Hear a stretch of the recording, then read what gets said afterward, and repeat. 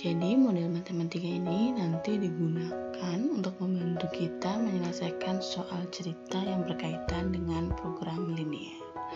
Nah, seperti apa? Untuk menentukan model matematika pada program linear ini, kita harus mengingat dua hal. Yang pertama, langkah awal kita harus menentukan fungsi kendala dan fungsi objektif. Jadi kendala dalam soal cerita itu seperti apa. Kemudian fungsi objektif itu adalah fungsi yang ditanyakan atau X-Y-nya. Nah, biasanya gitu.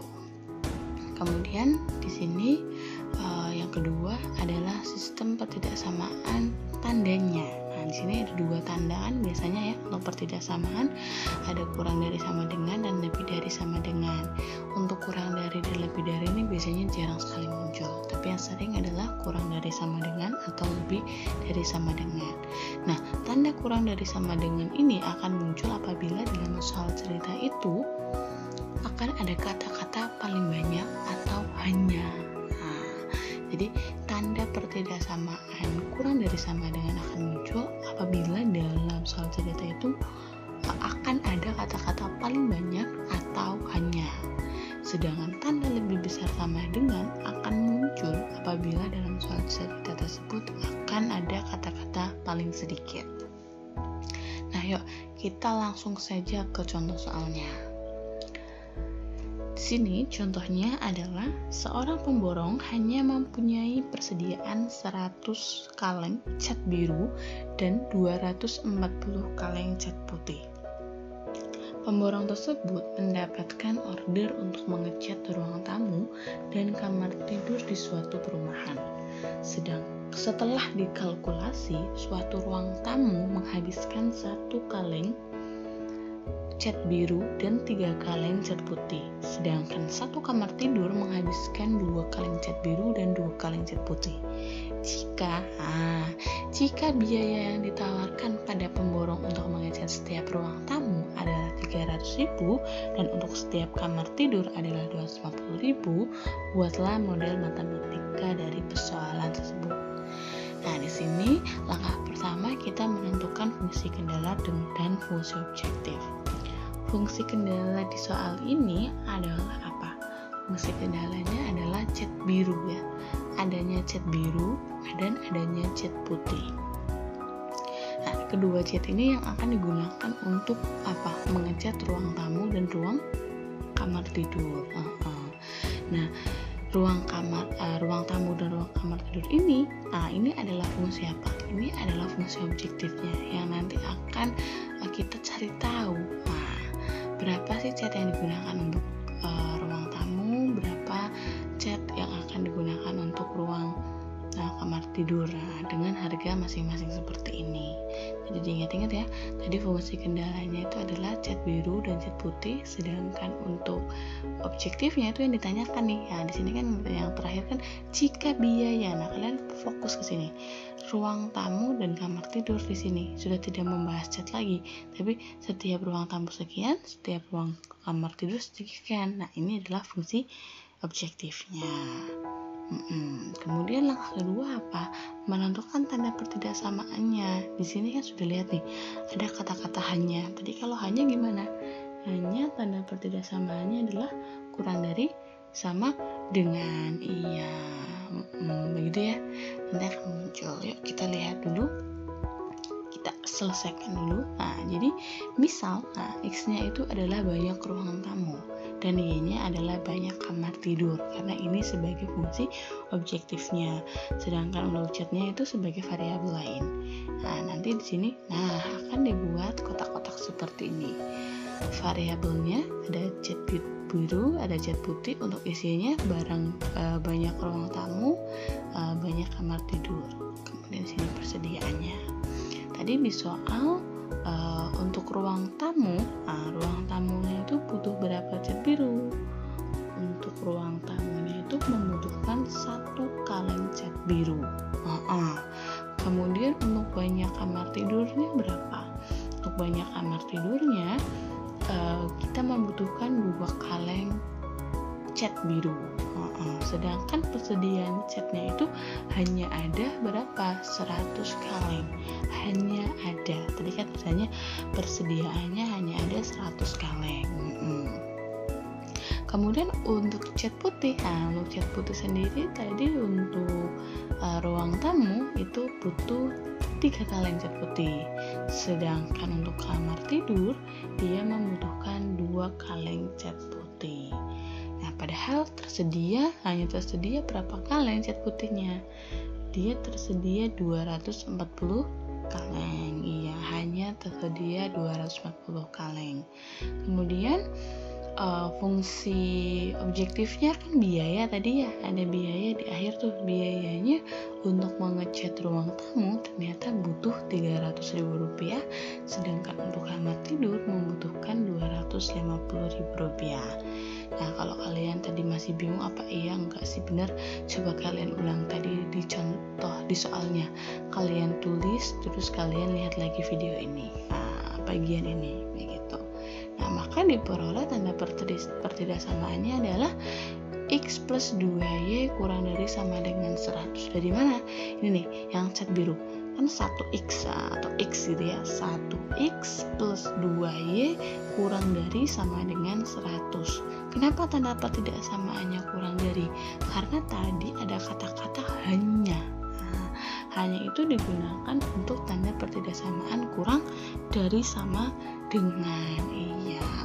Jadi tadi kan tersedianya itu hanya 100 kaleng, maka tanda pertidaksamaannya adalah kurang dari sama dengan.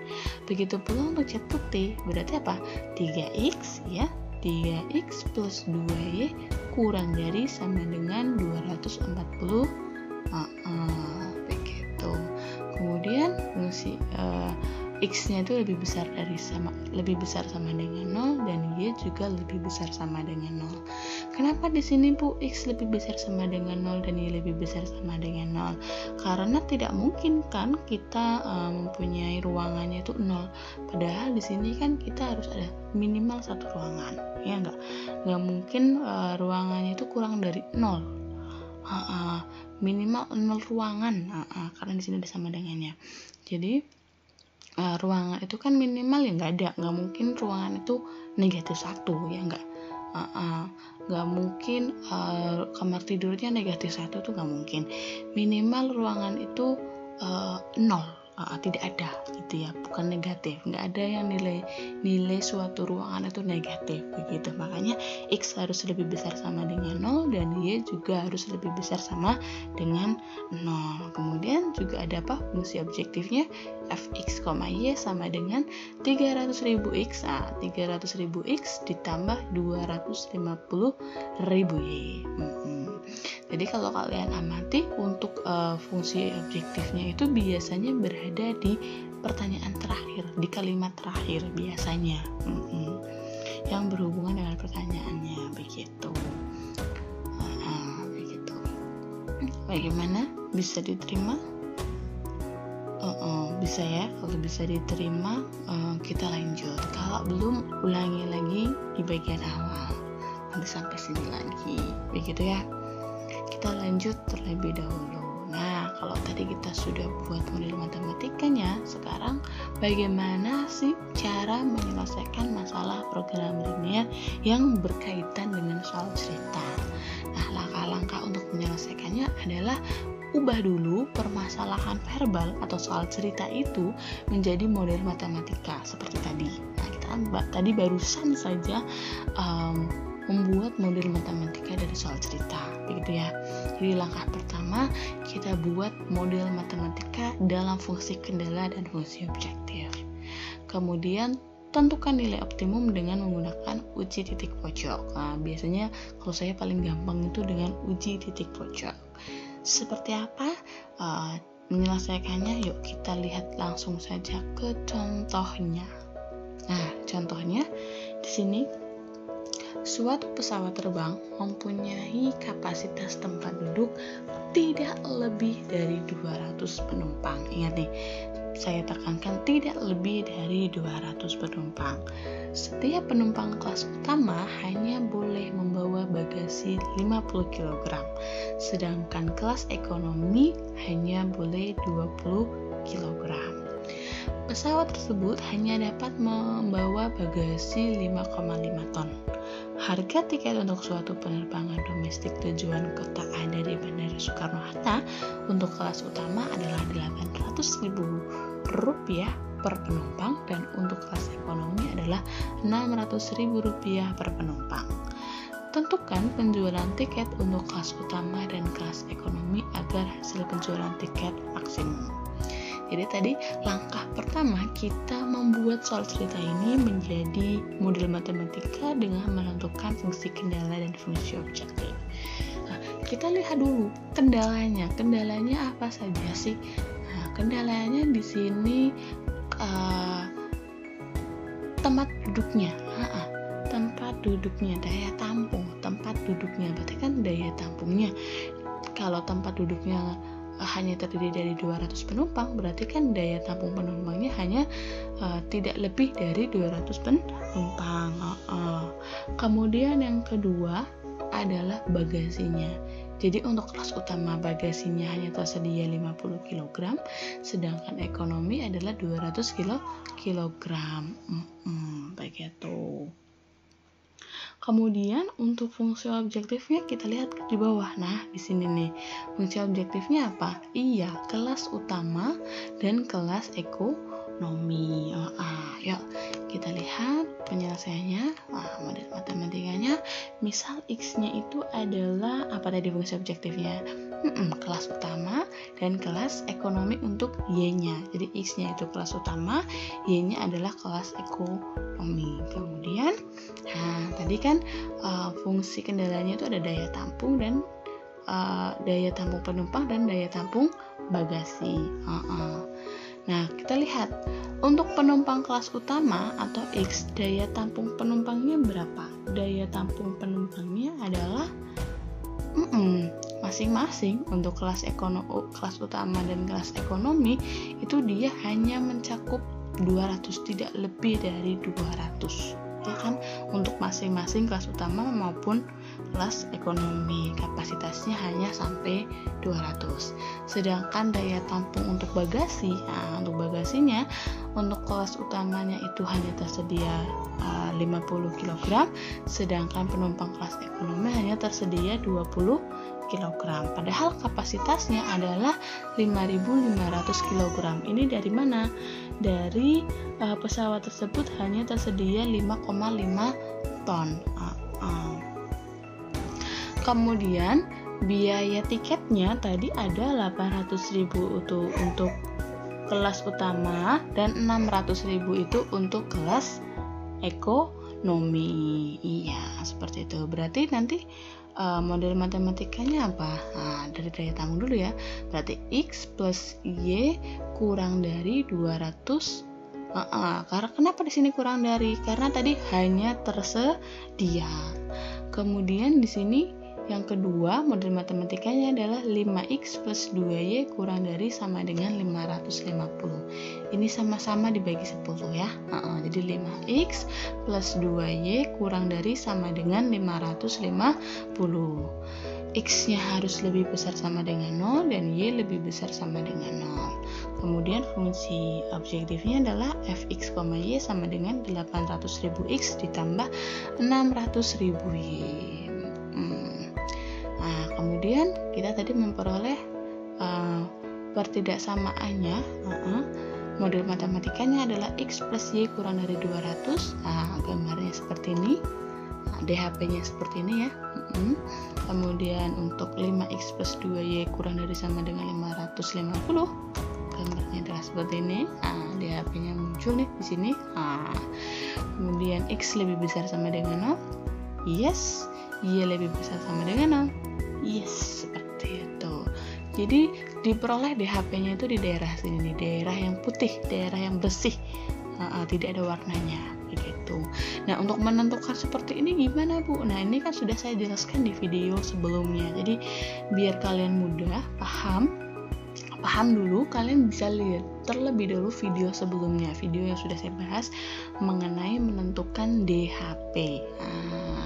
Seperti ini, begitu ya. Kita lanjut. Nah, setelah kita menentukan DHP, nah kita mencari titik pojoknya.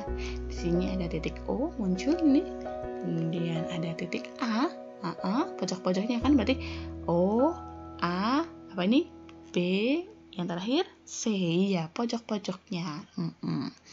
Kemudian diperoleh pojok-pojoknya ini kan, kalau ini kan gampang ya, ini 0,0, ini 0,200, ini berapa? Nggak tahu. Kalau C-nya 110,0, berarti yang belum tahu apa? B-nya. Kita menentukan titik B-nya dulu. Dengan cara apa kemarin? Dengan cara SPLDV. Berarti eliminasi substitusi. Nah, dari dua persamaan ini, yang atas yang garis biru dengan garis merah, kan ini nih, merahnya ini X plus Y sama dengan 200, garis birunya 5X plus 2Y sama dengan 550. Kita eliminasi substitusi ya, biar sama. Nah, kita mau menghilangkan Y-nya, biar sama, atas kali 2, bawah kali 1, biar Y-nya sama. Nanti di sini 2Y kan udah terlihat nih, 2Y. Jadi X plus Y sama dengan 200 dikali 2, jadinya 2X plus 2Y sama dengan 400. Sedangkan 5X plus 2Y sama dengan 550 dikali 1 kan tetap ya. Ini Y-nya hilang, X-nya berarti berapa? 2X dikurangi 5X sama dengan negatif 3X. Sedangkan 440 dikurangi 550 negatif 150. Berarti X-nya sama dengan berapa? X-nya sama dengan 50, diperoleh dari negatif 150 dibagi negatif 3. Iya, negatif dibagi negatif kan positif ya. 150 dibagi 3, 50. Iya, jadi diperoleh X-nya 50. Sekarang tinggal cari Y-nya. Cari Y-nya dengan cara apa? Memasukkan nilai X dalam salah satu persamaan. Bisa yang ini, bisa yang ini. Bisa yang X plus Y sama dengan 200, atau bisa juga yang 5X plus 2Y sama dengan 550.